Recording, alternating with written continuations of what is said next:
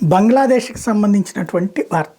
హిందువుల బతుకులు ఎలా ఉంటాయి, డామినేషన్ పెరిగిపోయి హిందువు పట్టించుకోకపోతే, హిందువుల మధ్య ఐక్యత లేకపోతే అన్నటువంటి 8వ తరగతి చదివే 13 ఏళ్ల పిల్లవాడి పేరు అనోయ్ చంద్ర మోదక్.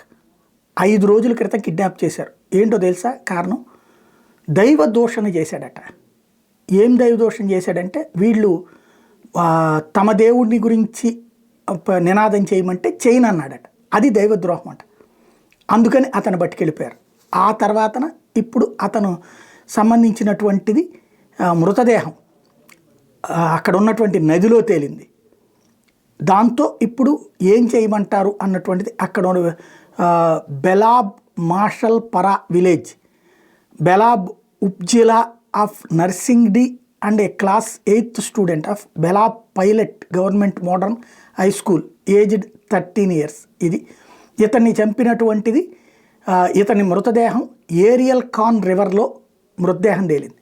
బట్ ఎవ్వరు ప్రపంచంలో దీపాలు పట్టుకునే వాళ్ళు లేరు. ఈవెన్ ఇండియాలో కూడా అతనికి నివాళులు అర్పించే వాళ్ళు లేరు, అతని కోసం పోరాడే వాళ్ళు లేరు. ఎందుకంటే అతను హిందువు కావటం.